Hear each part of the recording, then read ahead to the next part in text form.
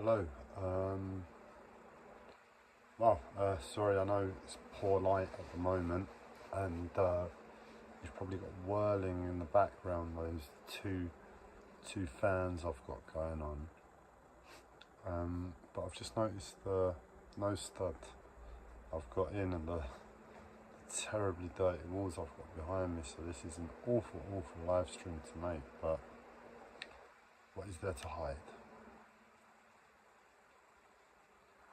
It's 2024 August and the world hasn't clocked on yet that what you see in this picture is beautiful and is gold and is takes a lot of time and effort to make for YouTube. At the moment it's still studios and flashy lighting. We're running what's called Cubeville mode.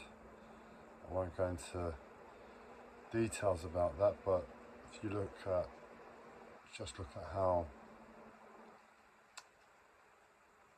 what's the right word? When you're creative in stressful times, and basically how creative Cuba ended up being.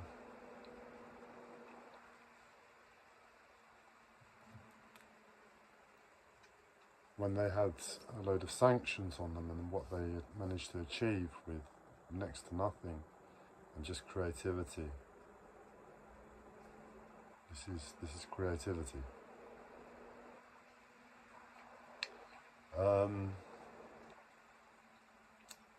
Yeah, the nose stud is shining quite ridiculously. So why does life beat some people more than others? Why does life beat some people more than others? I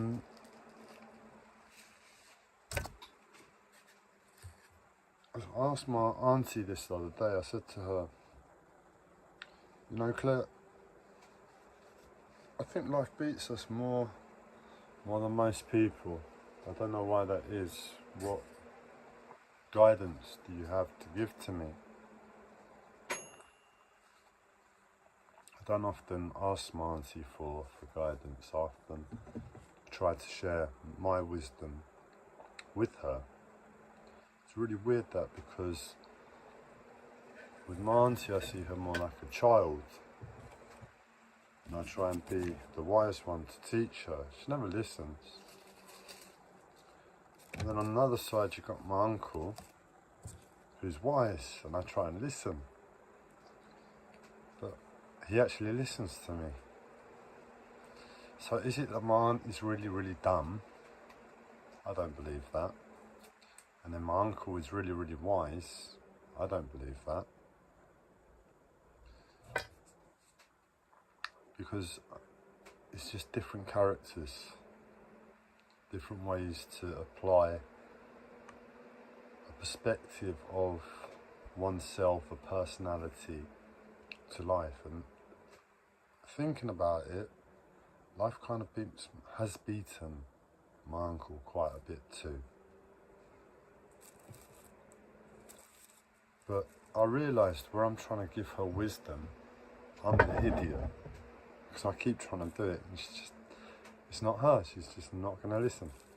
She knows herself, she knows her life. And to an outside onlooker, that might be right or wrong. She doesn't listen to wisdom, but knowing my own life, I know I find it hard to take on board other people's insanities, and I'm insane. I've got a classified mental health disorder that says paranoid schizophrenia, man. Who the hell with a right mind is going to take any guidance from someone with that label? You'd be absolutely mad, wouldn't you? But then my uncle, who's wise, listens to me. So what is it? Either way, I changed tact because I saw this in my auntie, and I see a level of groundedness in her in the last few years that I haven't got. And I saw that and I was like, all right, let's ask Auntie Claire some guidance for once. And I don't remember what she said, but I've changed tact with Claire now. Because she doesn't listen, it's not the point. She doesn't tell me why she doesn't listen, and that annoys me. So I've changed tact, the way I communicate with her, and I don't listen to the words anymore. I just sit there and I absorb, and I'm present in the energy. So it's gone in on some level. It's probably the best way, that sort of advice. But I think, no, I remember what she said. And really and truly, what she said is very, very wise. She didn't say it in those words. She hasn't studied in this area. And I've done it again. I rolled just tobacco. I need to put my tobacco happy mix in. I don't know if the colour shows up, but that's what tobacco needs. A nice yellowy orange mix of herbs to support it. Make it happier and lift its spirits. I forgot, I just put tobacco in. I did that on the last one too. My life is a bit like that at the moment.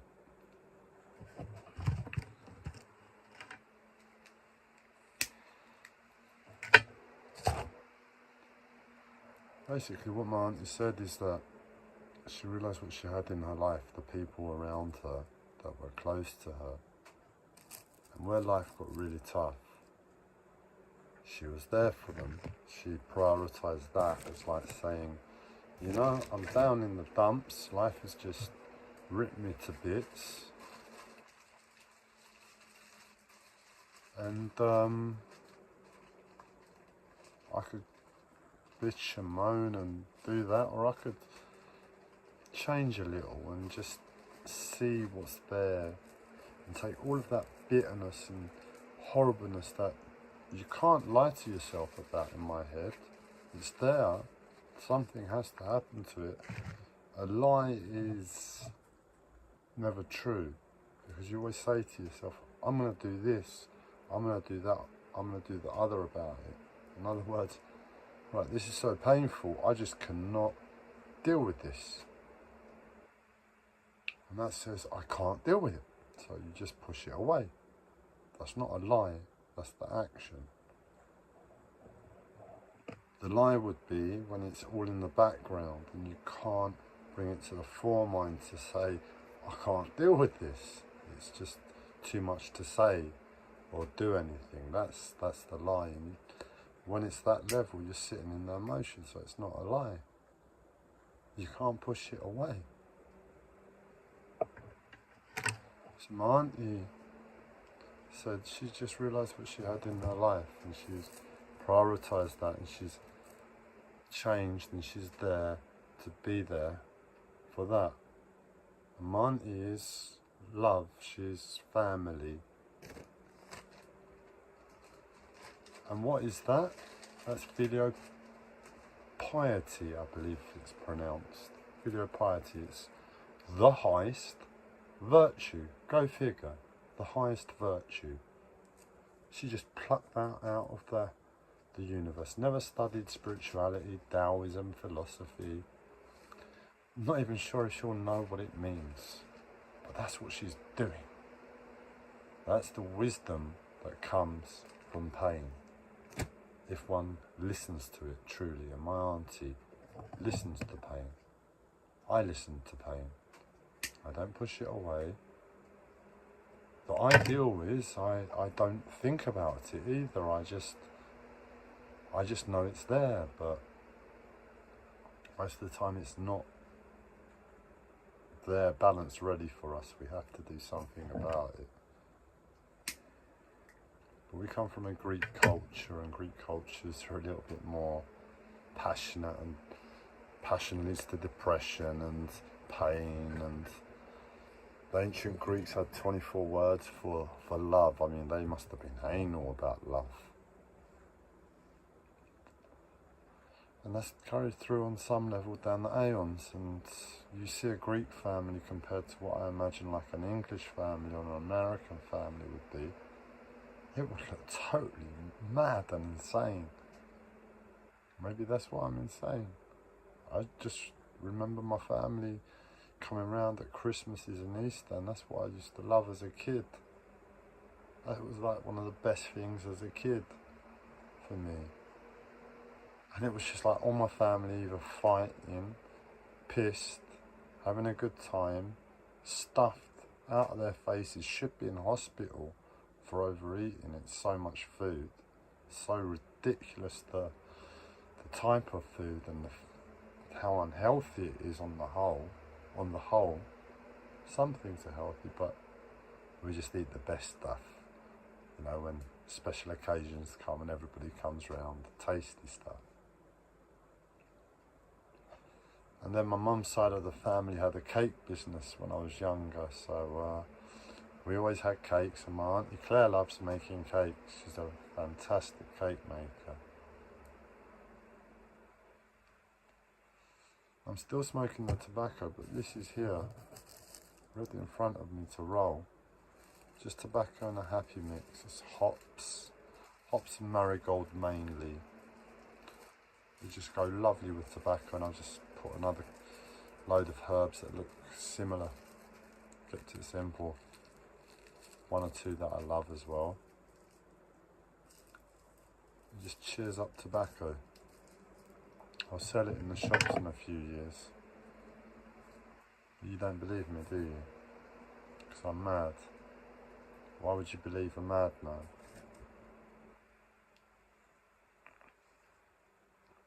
Well, mine is mad. She's absolutely mad. I've classified her as mad. I can't have a normal conversation with her anymore. She doesn't explain why she doesn't listen to me. And she's happy for me to just continue telling her the same thing, and she just doesn't listen. Surely that will get annoying, isn't it? And you tell the person, look, just stop. I'm not going to listen to you. I'm not listening to you. Stop it. But she doesn't. She just lets me continue.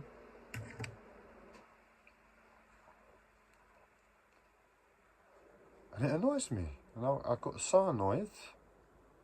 And maybe that's her wisdom. Maybe that's what she wanted, for me to realise, look, I'm not doing what you're telling me to do. Maybe you need to start listening to me sometimes. And that's what's happened. But in that, I don't listen to her anymore. I don't listen to the words because she doesn't communicate to me and save my energy and have consideration for my energy and for me as a person, because I'm first about energy. Because I manage pain, and I manage pain through managing energy levels, and she doesn't respect that. So I've said, right, Auntie, words are useless on the whole. It's all about energy now. I just sit with you in energy and we chat, and it's lovely now because I've seen her madness. The point is, the few words I hear, she's actually pretty wise. So, coming back to that, it's a case of, why do some people get beaten and others don't? The horrible truth from someone who gets beaten and looking at others and always asking these questions, it's pretty simple. You either tap luck or you don't in the first instance. Luck can be cultivated. There are books on it, Chinese books and everything else. I think I had one on the shelf where it burnt down in my boat. I really don't know. I think I've got it. I think I saved it from the boat. One of the few books. I haven't read it. I've got a shelf of books and I've read one or two. One or two I use as references, and that's it. Just my madness. I fully intend to do it, but my life just doesn't give me the chance. and I constantly fight life. But either way, there are ways to cultivate luck, and I don't tap luck. But then again, I do tap luck, because I'm very, very specific. See, with luck and life, my mindset is more sincerity. And sincerity in my mind, I've learned, is spirituality. The American Indians apply sincerity as a practice and a way to live. It's to yourself first. So it's, in other words, being sincere to life to an absolute level,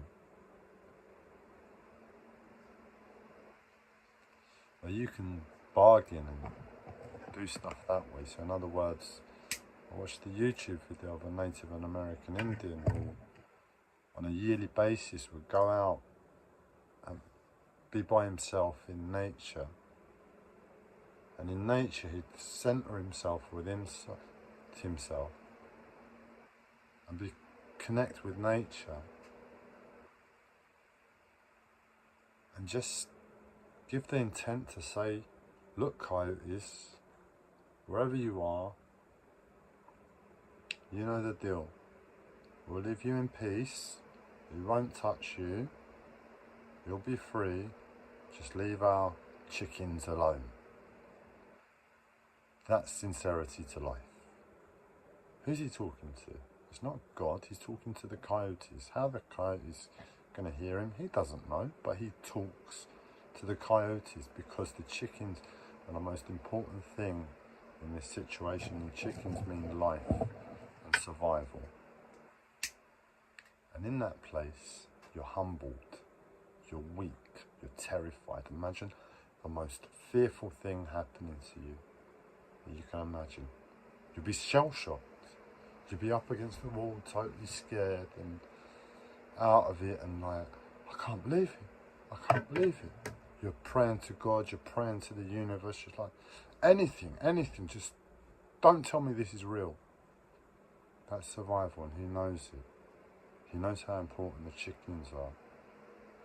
And he knows that place inside himself from experiencing it through life. And he goes there in nature and he finds that place in himself where it's like, oh my God, my chickens have just all been killed. And he says, coyotes, please don't do this. Please don't do this. And I don't know if he threatened them as well, you know, we won't touch you, we won't leave you. I can't remember if that was there, but I know he just prayed to the coyotes, leave my chickens alone. And his chickens are always left alone. How does that happen? Who knows? The point is, my sincerity is this, that I don't ask for more than I need. I don't ask for more than I need. In other words, if I ask for a Lamborghini, it's because my mind has been corrupted in this world, and my life, I need a Lamborghini. But I haven't asked for a Lamborghini since I was about 8. I had a poster on my wall.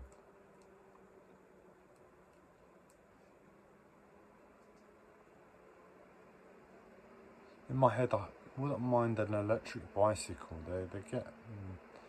They seem like a good option. So getting up hills for someone who hasn't done a lot of exercise, but don't really want it, don't really need it at the moment. But I'm playing around with the idea in my mind. So I try and keep it to things I need, health, and as humble as possible. I'm just trying to think the last thing I sort of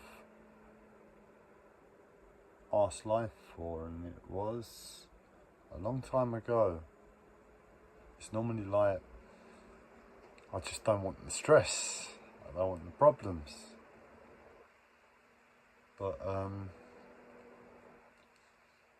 the ultimate deal is, it's not the case of you're just trying to be humble, No.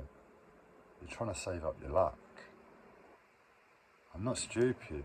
I know I could probably read that book and manifest a Lamborghini, but God's honest earth, what am I going to do with a Lamborghini that I can't do with an electric bike that I don't know if I really want?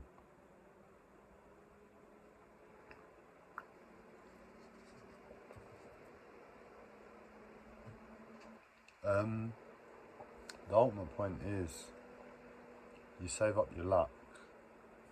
You only ask for what you need, or what your mind has been corrupted to. In other words, we know, if I was to ask for a brand new LCD 50-inch, 100-inch, latest OLED colour TV, I smile because all my phones, all my iPads, all my laptops are in black and white. I do it for a reason, that I've got eye problems and I know bright colours aren't the best thing, so I put it all in black and white. So if I wanted a colour TV, I don't think anyone makes a black and white one anymore. The point is, I'd ask for it. The point is, I'd know, compared to the rest of my life, I'm asking for this massive colour TV that I don't really need as a human being. But then if you justify it enough because your mind has been corrupted to the world, you'd need it. In other words, I need this TV because I don't know what to do with myself. I have all this free time and I need a massive colour TV, or my life is dependent upon sports, or my life is dependent upon the stock market and I need to plug my computer in and see all of the stocks on the large screen. So we justify, and that's okay. There's nothing wrong with that, and that's a need. You need to be clear with yourself, really, to the level where we're shell-shocked about this massive worst thing that's happened to us, and we're praying with life, oh my God, please don't make that real, when it's real. So in other words, we've entered into insanity and we're bargaining with life in that moment, asking it to change life because it's so painful. And we can't believe how painful it is.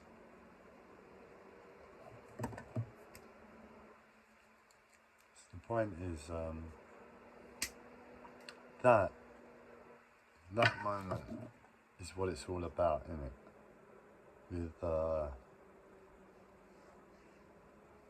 With luck, because you just don't want that. You just don't want the worst thing happening to you, do you? It's like, do you take a Lamborghini,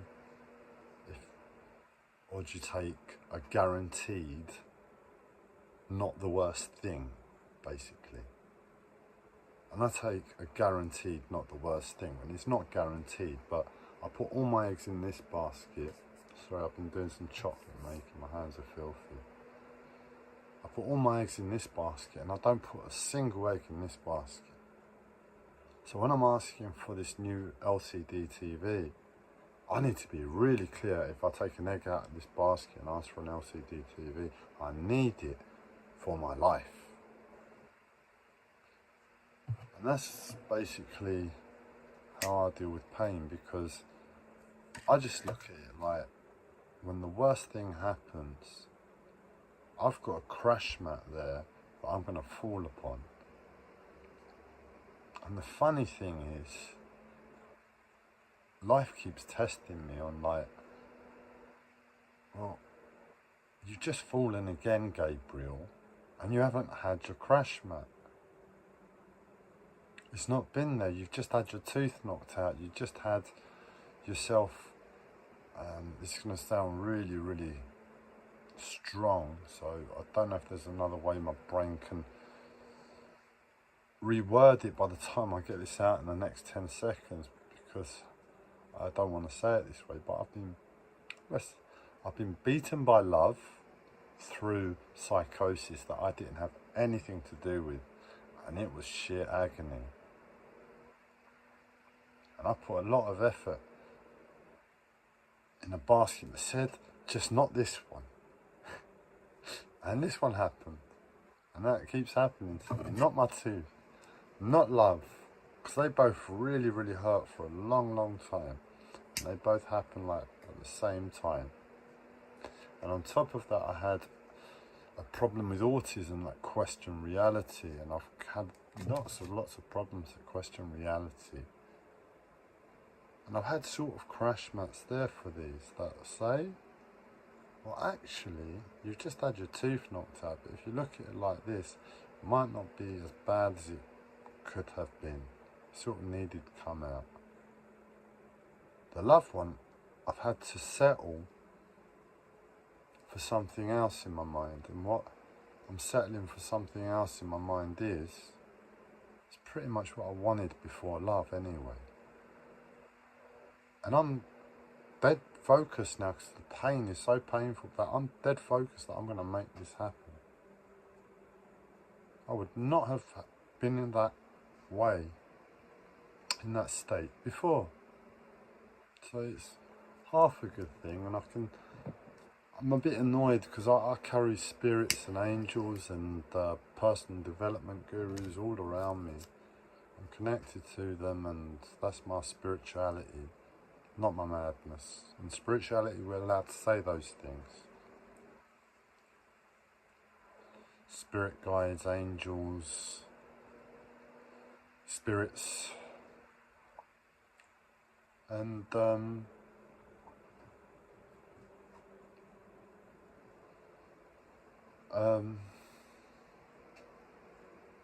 they're trying to give me some healing on the loved one because I'm not letting it budge. It shouldn't have happened. I gave not an ounce of energy to it, and it happened, and it's sheer agony. And they want me to see what I'm actually getting out of it. The conversations we're having is just like, it's just like all foul language and beyond, you know. There are fights and everything, crystals being chucked. That's me in spirit at the moment anyway. Spirit is my life. It's become my life. Spirituality has been my life since about the age of 18. And that's what my auntie made me realise. She does filial piety, which means she's there for her family, for her loved ones, the people that mean the most to her. And I realised that all I've got, that I'm there for, that I'm committed to, is spirit. Spirituality, I've died to it. My friends and family, they just don't make sense like spirit makes sense. It's as simple as that. So that's luck. That's why I don't get good luck. I don't know why my auntie doesn't get good luck. Might be the same thing. I'll ask. But I guess it's a case of where do you place your eggs. But then again, my aunt is a fighter. And this is the one that's obvious and the one I was going to come out with first. My aunt is a fighter. She's not afraid to have a opinion in her mind about something. She'll keep quiet and she'll be very Greek about how she deals with it, so it's courtesy and love. But in the background, she'll get at home and she'll start gossiping, and she'll tell people how she really feels. So there's a fighting spirit in her. In my eyes, not the best way to apply it. I've got that fighting spirit too. Ultimately, my auntie's humble. When you meet her, she's a lovely lady. And that fight isn't obvious. It's not like I'm going to fight you on everything. It's a case of no. And my auntie doesn't even have confidence to really fight people and stuff. That's the irony. But she's a fighter and she won't fight people. So it makes her a double fighter. She fights not fighting, which probably times it and makes her God knows how many times I fight her. So she fights life, she questions life, and she says this is shit and this is good. So in other words, she puts the world in place in her mind. And when you do that, you're saying this is good and this is bad. Now let's take a step back and look at the world. Is the world good or is the world bad? Fair enough, there are people who have luxuries. Fair enough, there are people who have abundance. There are good people in the world, obviously, there must be. And there's a lot of good in the world. Then there's some bad in the world too. And it's about being honest about the good and the bad, really.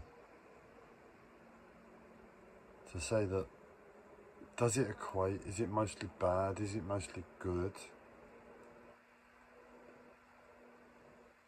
And when you start getting to that point and you've put the world in place in your head and you're pretty much of the world now, you've surrendered to the world. The world owns you. The world dictates how much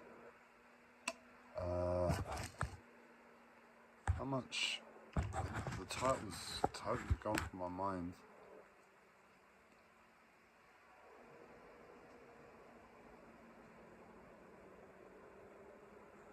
How much life beats you. And when you become the world and the world is the world, my opinion is the world will beat you. So I'm having a fight with the world at the moment. I don't like fighting people, but I have to speak up. All I do is speak. I speak through pain.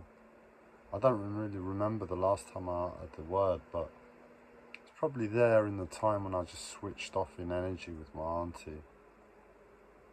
Or there, maybe trying to prize some information out of my uncle. Otherwise I've said very little. I speak a lot. It's just what's needed in the situation. Words that come from me are little. I have no real friends at the moment. That's what I just realised I need more than anything, a friend. I've been saying it for years, but my life says, you're insane to think you're getting a friend. But now, I'm dead certain that I'm going to give everything to getting a friend. So that's the trade from love. The fight with spirit at the moment is absolutely ugly, man. There's blood and everything. Feathers being pulled out of Archangel Michael's wings, and his sword being thrown against Archangel Raphael's head. You know, it's disgusting, but I refuse to take any healing on this matter. It is too painful. I'm going to get a friend. But what I've gone through to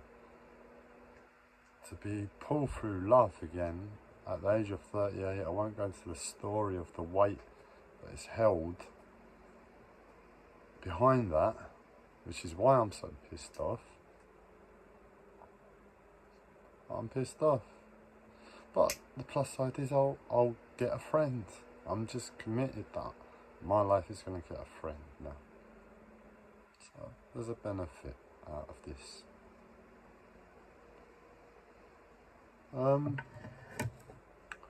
So yeah, the world beats us, and the way we structure our minds to the world, and then finally die to the world on some level, at that point how we see the world and how we go about the world, and it's a case of honesty to self. If I was someone else, different upbringing, different life, I'd see it differently. So it's all personal, but it's all real. When we say we're beaten, why do good things happen to some people and bad things happen to others? Well, it's the world, how we're looking at it. Question is, would we change the way we look at the world? And for a lot of us, and I know for myself at many times, I'd change the way I'd look at the world. I'd change the way I'd look at the world. If life said to me, look, Gabriel, this is life at the moment. Would you lie to yourself, or would you give everything in absolute sincerity to changing your mind to the way you look at the world? I'd do it if I could. And the best that I can come up with is that I'm in a coma or some sort of dream, and the world isn't the world. But then the miracles that happen in my life support those lunacies. And that's pretty much it. Would you change the way you look at the world? My belief is it's not a case of would you, it's a case of when is the next time life will humble us to the extent that we realise we would change anything and everything, commit any sin when pain is that bad that we cannot admit the ultimate pain in our life, that we go insane to ourselves, and all of a sudden we say, oh, this life that is so painful, please don't be painful, please be magical, and please change this extreme pain that my body, mind and soul that are sitting here on the floor, shaking against the wall, cannot stomach, cannot fathom, cannot integrate, cannot understand that I'm sitting here uttering the words out loud to nobody, oh life, please change this horrible thing for me.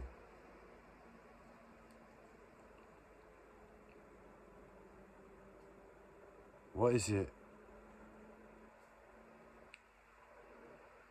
that we need to do to know that that is in every human being? They commit any sin in that place when they are speaking to a wall that's just killed them. If it's life, it's just killed them. This worst thing that's unimaginable has just happened to them, and they're speaking to the wall as if wall is life. The wall's just killed them. The wall's just done this, and they're saying, please don't be real, please don't do that, please change it, I'll do anything. Every single human being on earth.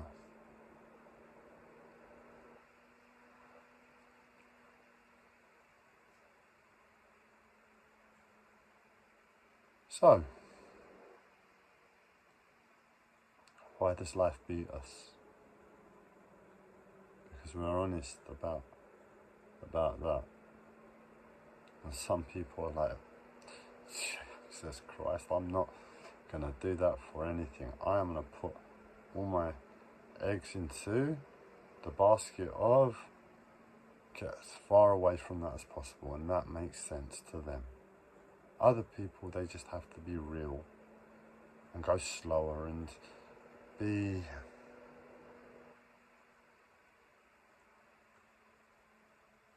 present with the world as real as possible, because they just don't like surprises. I don't like surprises that come out of nowhere. I prefer to get everything in place in my mind. But then I'm Greek, and that's what I understand ancient Greeks to be like. All in their heads. It annoys me. I don't like Greeks. Ancient Greeks. There's nothing to like. What's there to like? I like the Titans. The Olympians, the Olympiads, the Olympians, I don't like them.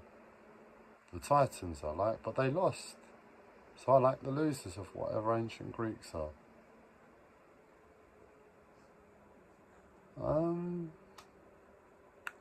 Some of the stories, my dad used to read the stories to me. I've got affection with the stories, and that's pretty much it, man. And I'm Greek, God's sake. I've given up on love. I had 24 words for it, so I'm about as non-Greek as you can get, I guess. But I look Greek.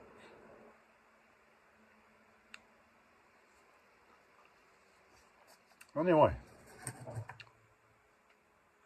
good luck.